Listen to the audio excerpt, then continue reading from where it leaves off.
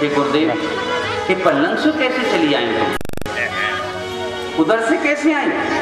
कि बस कुछ मत पूछो, हमने तो कृष्ण से कन्हैया से नंदलाल से ये निवेदन किया था कि जल बहुत बढ़ रहा है और हम अपने गुरुदेव को प्रसाद लेकर के उनकी चरण वंदना करने के लिए जा रहे हैं, मिलने के लिए जा रहे हैं, इसलिए इस नदी को शांत करने का। तो उन्होंने क्या क्या उन्होंने ये कहा ऐसा ऐसा कृष्ण ने किया हो तो फिर उसमें यमुना मैया जगह दे दे, और हमने वैसा ही किया तो यमुना मैया ने जगह दे दी। दुर्वासा हंसे मुस्कुराए और बोले कि देखो उधर से तो जगह कृष्ण जी ने तुम्हें यमुना मैया ने अपना दे करके मंत्र दे करके वो जगह मिल गई, वो घुटना हो गया पानी, और अब तुम या करके ये कह देना कि अगर दुर्वासा ने आज तक कभी अन्न न खाया हो तो उस पुण्य के प्रभाव से यमुना मैया जगह देगी। वो अपनी ठगी की ठगी देखती है कि अभी तो कब तक हमारे आदम से ऐसे निगलते हुआ बड़े बड़े पूरी और चीला के कचूमत पूछो और मटका के मटका जी खा रहे और कह रहे हैं कि अब क्या करें, मटका क्या नहीं करता। वर्षा का ऋतु का समय है, चातुर्मास करने के लिए दुर्वासा जी आए हुए हैं। उन्होंने लौट करके गई और जाकर के हमारे गुरुदेव दुर्वासा जी महाराज ने कबू अन्न न खाया हो, ये यमुना मैया से दूरवा को आ सब पियो हो तो पुण्य के प्रभाव से जगह दे दे। यमुना मैया सन सन सन सन करके शांत होती है और शांत होकर के उन्हें घुटना पानी हो जाता है, खड़ा में चल करके वो पल्ली पार हो जाती हैं। इस दिव्य इतिहास का अर्थ ये है, गर्गाचार्य जी कहते हैं कि समर्थ को नहीं दोष गुसाएं, जो सामर्थ्यवान होते हैं, जो प्रभु होते हैं, सूर्य है, सूर्य सब कुछ हजम करता है, सब कुछ खाता है, तो ब्रह्म या ईश्वर या दुर्वासा ये सब क्या है? ये सब भोक्ता हैं संसार के, अभोक्ता भी हैं इस संसार के, इसलिए उनके विषय में कोई भी अन्य प्रकार का भिन्न भिन्न भाव का चिंतन करना, उन्होंने रास किया, उन्होंने महारास किया, उन्होंने वासना में रास किया, उन्होंने गोपियों के साथ ऐसा किया, ऐसा तो हमारे ही मन को गिरा सकता है, लेकिन भगवान के जीवन और चरित्र पर तो कभी दोष ला ही नहीं सकता। जब दुर्वासा के ऊपर कोई दोष नहीं है तो कृष्ण के ऊपर दोष भी नहीं है, और कृष्ण के ऊपर दोष नहीं है तो दुर्वासा पर भी दोष नहीं है। बोलिए वृंदावन बिहारी लाल। उधर कंस ने बड़ी भारी तैयारियां करनी है, बड़ा चिंतित हो रहा है कि मेरे कई दैत्यों को मार डाला है और बात नहीं बनी है, तो अब भगवान बड़े भी हो गए हैं, इसलिए अब जाएंगे और कंस का वध होगा। और कंस वध की तो उन्होंने अरिष्ट नामक एक दैत्य था, उस अरिष्ट नामक दैत्य को भेजा जो बैल के रूप में अपने को लाया। केवल दो ही दैत्य ऐसे हैं, एक तो पूतना स्त्री बन करके आई है और तो पशु बन करके नहीं आई, और एक ग्वाल बन करके एक दूसरा दैत्य आया है। वो केवल दो ही हैं जो मनुष्य के रूप में आए हैं, और जितने भी हैं वो सब कोई पशु बन के आया है, कोई पक्षी बन के आया है, कोई बत्सासुर बछड़ा बन करके आया है, और ये अरिष्ट जो है ये बैल का रूप धारण करके आया है। मैंने आपसे निवेदन किया कि मनुष्य की शक्ति ज्यादा प्रबल है, पशु पक्षियों की शक्ति उतनी प्रबल नहीं है, सब कमजोर बन करके आते हैं। छाती तो ऐसी ठोकते हैं वहां कंस के सामने कि हम भगवान को मार देंगे, हम भगवान को छोड़ेंगे नहीं, लेकिन कमजोर बन के इसलिए जाते हैं कि वो जानते थे कि ब्रह्म कभी मारा नहीं जा सकता हमारे द्वारा। वो तो मुक्ति के लिए मात्र भगवान की शरण में आते थे और अपना एक सांसारिक अपना अभिनय करके और वो स्वयं भगवान के हाथों से मर जाते थे और मोक्ष गति प्राप्त कर लेते थे। जिस समय राम से बैर बांधा है और सीता का हरण करके ले गया है, तो मानस में बड़ी सुंदर चौपाइयां उसकी आती हैं कि मेरी तामस देह है। ऐसी मारिश के लिए भी ऐसी पंक्तियां आती हैं कि मुझ पर भजन नहीं हो सकता, ताम से आदमी कभी भजन नहीं कर सकता। जो मांस खाता है, मदरा खाता है, पीता है और नाना प्रकार की दुष्कर्मों में रत रहता है, वो कभी भी भजन भगवान की पूजा नहीं कर सकता, योग और समाधि में नहीं जा सकता, क्योंकि सत्व एवेक मन सुवृत्ति सात्विक वृत्ति वाले लोग ही भगवान की साधना और पूजा कर सकते हैं। इसलिए तामस देह है हमारी, ये सभी जानते थे, क्यों ना हम इनसे वैर पालें और वैर पाल करके हम मुक्ति को प्राप्त हो जाएं। ये रावण का भी कथन है वहां पर, और ये वहां पर मारीच का भी कथन है कि अगर मैं नहीं जाऊंगा इसके कहने से, ये रावण ही मुझे मार डालेगा, इसलिए ज्यादा अच्छा है कि मैं प्रभु के हाथों मरूं, क्योंकि इस तामस देह से मुझसे भजन तो होगा नहीं। और भजन करने वालों को ही भगवान आते हैं, उनको मुक्त करते हैं, उनको मोक्ष पद प्रदान करते हैं। और क्योंकि मैं भगवान से पैर मांगू, रावण ने कहा है, स्पष्ट कहा है, ऐसी बात नहीं है कि उससे कोई ये मुगालता था, लेकिन बैर भाव से भगवान को भज करके ये कंस मरेगा, ये हिरण्यकशिपु और ये केसी त्याग जितने भी हैं, तो बैल के रूप में आया और बैल के रूप में आकर के भगवान पर से उसका युद्ध होता है। और भगवान के अरिष्टे निहते दैत्य, उस अरिष्ट नाम के दैत्य को भगवान ने मारा है। के कृष्ण नादूत कर्मणा, भगवान का बड़ा अद्भुत कर्म हुआ जिससे देवता कंपायमान होते थे और अरिष्ट को उसने उस बैल के रूप में मार गिराया। और कंसाया था भगवान नारदो देव दर्शन, जब अरिष्ट दैत्य मारा गया तो नारद जी स्वयं कंस के पास चल करके आए। नारद का चरित्र बड़ा दिव्य चरित्र है। ज्यादातर लोग नारद के चरित्र को फिल्मों में देख करके, टेलीविजन में देख करके, अन्य कहानियों में देख करके ऐसा समझते हैं कि नारद कोई लगाने बुझाने वाले और बात को, धर्म की बात को बिगाड़ने वाले हैं, कोई छोटी बुद्धि के, कोई साधारण बुद्धि के इधर उधर करने वाले हैं। अगर कोई व्यक्ति आ जाए और चुगली करने वाला हो इधर उधर, तो आप भी मजाक में यूँ कह दो कि ये नारद मुनि आ गए, अब थोड़े सावधान रह जाओ, बोली वृंदावन ले आ जाओ। उस व्यक्ति को नारद के व्यंग से समझाते हैं, क्योंकि आपने ऐसी छवि बनावटी देखी है। लेकिन वो भगवान की लीला में, भगवान के नारद जैसा तो कोई पवित्र नहीं हो सकता। नारद तो भगवान को अत्यंत प्रिय हैं, न कभी मिथ्या भाषण नारद करते हैं। इसलिए कंस के पास आए और आकर के स्पष्ट स्पष्ट सब कुछ कहने लगे। वो इसलिए कहने लगे कि कंस का वध जल्दी हो, आतताइयों का इस पृथ्वी, और क्योंकि वो देवताओं के ऋषि हैं और प्रभु अपनी लीला का स्मरण करके, शांत करके पुनः अपने लोक में जाकर के पहुंचे। इसलिए नारद भगवान की लीला में सहयोग प्रदान करने के लिए आए हैं और समझा रहे हैं कि यशोदाया सुताम कन्या, जो यशोदा की पुत्री थी, जिसने कन्या के रूप में जन्म लिया था, और दो क्या कृष्णदेव छे, जिस कन्या ने जन्म लिया था, कंस जो तुम्हारे हाथ से छूट करके उड़ गई थी, वो तो यशोदा की कन्या थी। अब तक कंस को ये सब कुछ नहीं मालूम था, जिसको नारद जी आकर के बता रहे हैं। और नारद जी का कोई अपवित्र उद्देश्य नहीं है, मिथ्या भाषण उद्देश्य नहीं है, आपके तो कंस के क्रोध को, उसकी भक्ति को और बढ़ाता है। क्योंकि मैंने कहा कि क्रोध में भी भगवान से लगाव होता है और एक भक्ति होती है जो क्रोध करके की जाती है, उसको बढ़ाने के लिए आए हैं। और भक्त लोग क्या करते हैं, ऋषि लोग क्या करते हैं कि अपनी, और गुरु लोग क्या करते हैं, जो जो भाव में जो जो भक्ति होती है उसको बढ़ाने की कोशिश करते हैं, उसे बढ़ाते हैं। तो कंस के वैर को बढ़ा रहे हैं, वैर भाव से की जाने वाली भक्ति को बढ़ा रहे हैं। कि यशोदाया सुताम कन्या, जो कन्या थी वो यशोदा की पुत्री थी। और देवक्या कृष्ण में वचय, और जो कृष्ण हैं इस समय नंद बाबा के यहाँ पर, वो वसुदेव के पुत्र हैं, देवकी के पुत्र हैं। और रामम च रोहिणी पुत्रम, और जो बलशाली बलराम हैं, जिनको राम भी कहा जाता है, तो ये रोहिणी के पुत्र हैं। और रोहिणी द्वितीय भार्या हैं वसुदेव जी की। और वसुदेवेन विभ्यता, ये वसुदेव के ही दोनों संतान हैं। कोई तुम अलग मत समझ लेना कि नंद बाबा का तुम समझ रहे हो। यद्यपि नारद जी ने कोई नई बात नहीं कह दी थी, कंस ने ऐसा अनुमान पहले ही लगा लिया था। कंस ऐसा अनुमान न लगाता तो इतने दैत्यों को क्यों भेजता। पूतना से लेकर के अब तक अधिक मारे जा चुके हैं।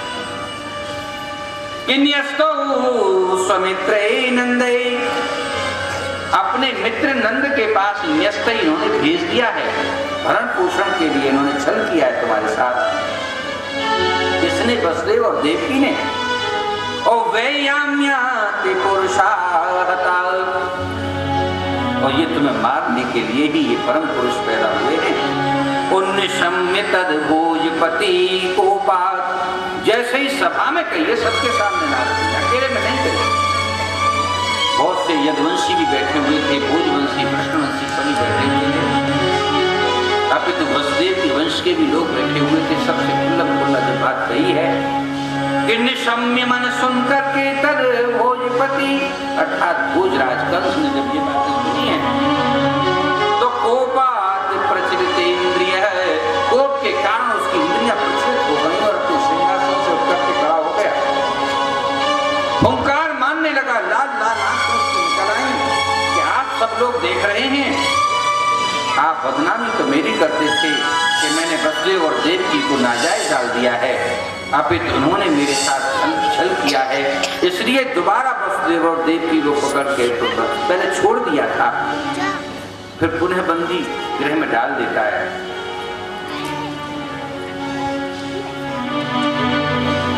पुनः बंदी गृह में उनको पटक देता है और ज्ञात्वा लोहमयी पाशै, ये जान करके उसने लोहे की श्रृंखला जंजीरें दोबारा मंगवाई, लोहमय पाश माने जाल में उनको अच्छी तरह से झगड़ा और बबंध सहभार्या और उनकी पत्नी के साथ देवकी के साथ बंधन में बांध दिया और प्रत्यातो तू देवर्षो और कंस भाष्य केशना और अपनी सभा में आकर के चैन से बैठ गया और सभा में बैठ करके क्या कहता है, उसका एक विश्वस्त बड़ा दुर्दांत दैत्य था केशी, उस केशी को बुलाया कि हे केशी तुम तुरंत आओ, क्योंकि कई मारे जा चुके हैं, उन पर पार नहीं पड़ी। उसे बड़ा भारी भरोसा था कि जिस काम को आज तक मैंने औरों को सौंपा था और नहीं कर पाते थे, लेकिन उन कामों को केशी कर दिया करता था, ये केशी निश्चित ही मार देगा भगवान को, छोड़ेगा नहीं, क्योंकि केशी अमित पराक्रमी और महामायावी है। सारे दैत्यों को अपने पास बुला करके इकट्ठा कर लिया था। आए कहाँ से थे, इसकी ससुराल से आए थे, वो भी वृंदावन बिहारी लाल सब सेवक बन गए। अक्रूर इत्यादि जितने भी मंत्री थे इसके वंश के आसपास के, भोज वंश के, यदुवंश के, वृष्णवंश के, जितने भी वाष्ण इत्यादि वीर थे, कृष्णवंश के जितने भी लोग थे, वो सब के सब जो आए थे उनको तो पद से हटा दिया था और उनको अपना मंत्री और सलाहकार इत्यादि सब बना दिया था। इतना दुष्ट था ये। तो केशी को बुलाता है कि केशी अब तुम्हारी बारी हो। महाराज मैं तो आदेश की प्रतीक्षा में था, ये अब तक आपने छोटे मोटे उतना पूतना को और उनको सबको उनको आपने तो भेजा होगा, अब मैं जाऊंगा, मैं निश्चित ही मैं मार करके आऊंगा। और इधर केशी को तो आदेश देता है और केशी ने सोचा कि मैं कैसा रूप धारण करके जाऊं। वो अंत तो गत्वा केशी घोड़ा बन करके गया है और ऐसा भयंकर अश्व बना है, इतना भयंकर घोड़ा बना है, विशाल जैसे कोई हाथी के बराबर का घोड़ा हो, और उसने दौड़ कर लगा करके सारे ब्रजमंडल को अस्त व्यस्त कर दिया, खेतों को तहस-नहस कर दिया। जैसे ही सूचना मिली कि घोड़ा दौड़ रहा है, बड़ी भयंकर तरीके से ये सब कुछ नष्ट किए डालता है, हमारी फसल को, खेतों को, घर को, गांवों को, दोस्तों को, सब कुछ हमारी दीवारों में खुर मार मार करके दीवारों को तोड़ रहा है, सारे ब्रजमंडल में वो धुआं फिर रहा है, सारे वृंदावन के आसपास उसने तहलका मचा रखा है। तब भगवान समझ गए कि ये केशी नाम का दैत्य आया, वो कंस से कुछ कम ही बलवान था, अपितु कंस भी उसका कभी कभी लोहा मानता था कि हाँ ये मेरी टक्कर का होता है, ऐसा था वो केशी। भगवान गोचारण के लिए उसी तरह से चले। माँ ने रोका, पिता ने रोका कि बेटा आज एक घोड़ा आया हुआ है और वो घोड़ा उत्पात मचा रहा है, पता नहीं कि वो फिर कोई विपत्ति पैदा हो जाए, आज मत जाओ। लेकिन प्रभु कहते कि नहीं, हम नित्य की तरह से गोचारण के लिए जाएंगे।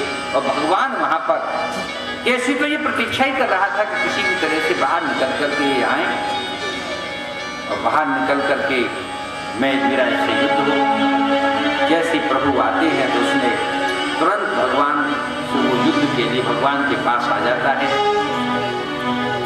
श्री हरि के पास, केशव के पास आ जाता है। भगवान की भुजा को पकड़ करके, बाहों को पकड़ करके अपने मुंह में ले लेता है।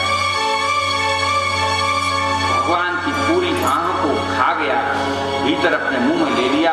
जब पूरी भुजा उसने, और ऐसा लगता था कि मानो वो काट ही देगा भगवान की भुजा को, तभी भगवान ने अपनी भुजा को लंबा करके उसके उदर तक, पेट तक और अंदर तक पहुंचा दिया। परम योगियों के भी ईश्वर हैं, अणिमा, महिमा, गरिमा, महिमा, ये तमाम सिद्धियों को वो जानते हैं, लघिमा इत्यादि को भगवान अभी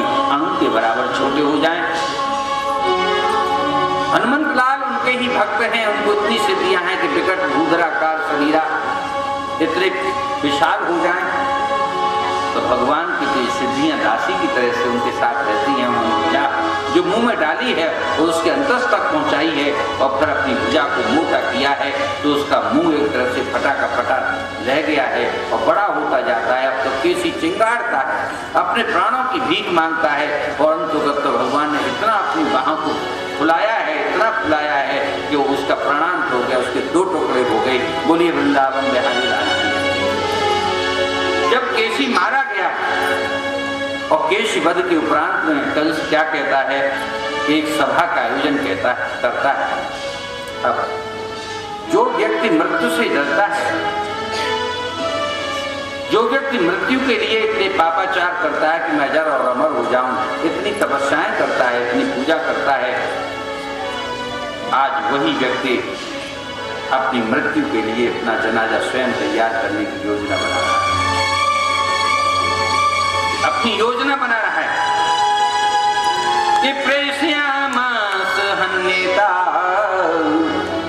भवताराम केशव। राम केशव को मारने के लिए योजना बना रहा है और उसने सभा में एक सभा बुलाई कंस ने विराट और अपने रहे बच्चे जितने भी और दैत्य और राक्षस थे जो वहां पर अंती मंत्री संतरी के रूप में और पहलवानों के रूप में विराजमान रहा करते थे, उन सबको क्या आज्ञा दी कि ततो मुष्टिक चाणूरे, हे मुष्टक, मुष्टक माने मुट्ठी चलाने वाला, दूसरा चलाने वाला। आज भी ये लड़ाई है, आज भी ये ऐसे हैं कि वो एक दूसरे से मुक्का मार करके एक दूसरे को धराशायी करते हैं। हम तो कभी कभी उनको वैसे देखा करते हैं। तो वो मुश्रिक जो एक मुट्ठी किसी के मार दे तो वो तत्काल मृत्यु को प्राप्त हो जाए, इतना बलशाली। कि ततो मुष्टिक चारुणे और शल तो शलादिकम, तो हे मुष्टिक, हे चाणूर, एक शल और कौशल, ये 4 पहलवान और बड़े भयंकर थे। और ये कोई भी व्यक्ति होता था उसे अपने चंगुल में लेकर के तुरंत युद्ध पहलवानी करके उसको समाप्त कर दिया करते थे। इन सब 4 को बुलाया, उनके साथ अन्य जितने भी थे और भी छोटे पहलवान थे, ये तो उन पहलवानों के मुखिया थे, उनको भी बुलाया। अमात्यान हस्तिपाशैवे, हाथी का को चलाने वाला उनका एक अमात्य था, उस अमात्य को बुलाया। वो खूनी हाथी था जिसका नाम कुबल्याकुंठ था। उसको अच्छी तरह से संचालित करता था और उतना गोदान हाथी था कि वो हजारों हजारों आदमियों की भीड़ में चला जाए और एक आदमी को चीर करके फेंक देता था। और समाहूयाय भूजराट, इन सबको बुला करके सभा लेने लगा। अपनी बैठक उसने बुलाई और उनसे क्या बोला कि मैं एक विशेष प्रकार की मल्ल लीला का आयोजन करना चाहता हूँ कि भवरम्याम संप्राप्तो अन्यताम मल्ल लीलया। मैं अपने जो मुझे मारने वाले पैदा हो गए हैं उनको मारने के लिए मल्ल लीला का आयोजन करना चाहता हूँ। इसलिए कुछ लोगों को बुला करके जो विश्वकर्मा श्रेणी के थे, जो इंजीनियर से निर्माण इत्यादि करते थे, कि एक मल्लशाला एक यज्ञशाला का तुरंत आयोजन किया जाए। ये भगवान भूतनाथ भैरव का बड़ा भक्त था कंस,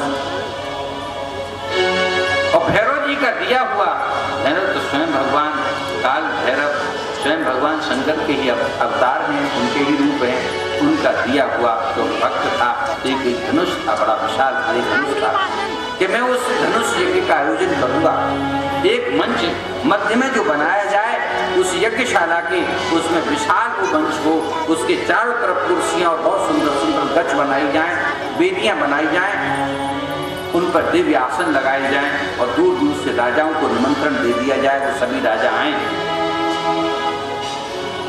पहलवान जितने भी हैं देश विदेश के सबों को बुलाया जाए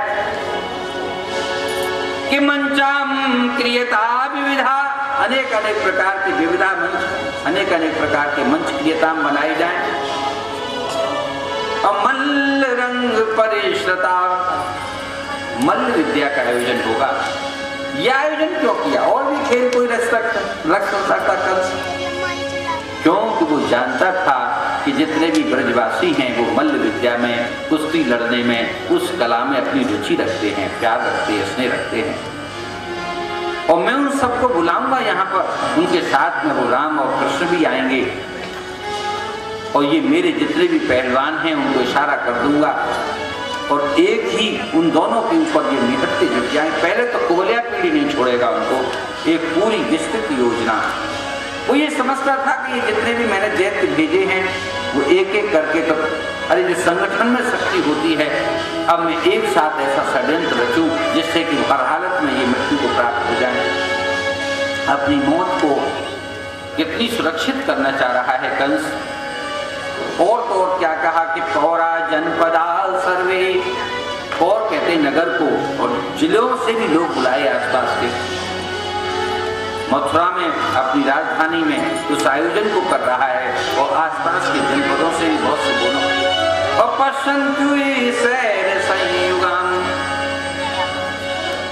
वो इस लीला को आनंद से देखें, सबको निमंत्रण दिए गए।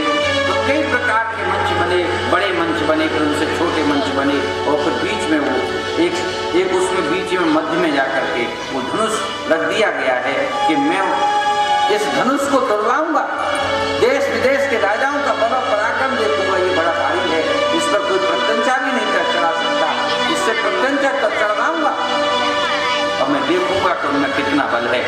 सबसे पहला कर्म अगर वो कुबलिया पीढ़ से, और दरवाजे पर आदेश दिया कि कुबलिया पीढ़ हाथी मुख्य यज्ञशाला के दरवाजे पर रख दिया जाए, उस पर स्थापित कर दिया जाए। और सबने मात्र से कहा कि इसको जैसे वो दोनों बालक आए और हाथी को उनके ऊपर कुचल दौड़ा देना, और जैसे वो कुचलेंगे तो वो समाप्त हो जाएंगे। इतना करके ये सब उसने सभा में कह दिया और जाकर के सबने कहा कि बिल्कुल वैसे ही होगा। और चतुर्दशी के दिन ये यज्ञशाला का आयोजन होगा, 14 का दिन होगा, और 14 दिन के अंदर ये प्रतिपदा को बात कही गई है, और 14 दिन के अंदर आप इस सब व्यवस्था को कर लीजिए। लेकिन अंत में कंस बोला कि मैंने सब इंतजाम तो कर दिए, लेकिन नंद के यहाँ रहने वाले उन वसुदेव और देवकी के पुत्रों को बुलाऊंगा कैसे? मेरे कहने से तो आने वाले नहीं है, और यदि मैंने उनके साथ कोई जोर जबरदस्ती की तो फिर निश्चित ही नंद बाबा की और मेरी बन जाएगी आपस में, और मैं बुरा बन जाऊंगा। इसलिए अब वो सोचने लगा कि ऐसा कौन सा साधन है। तो बोला कि भगवान को बुलाने के लिए तो किसी भक्त की जरूरत है। तो अक्रूर जी के पास पहुंचा, जिनसे मंत्री पर छीन रखा था।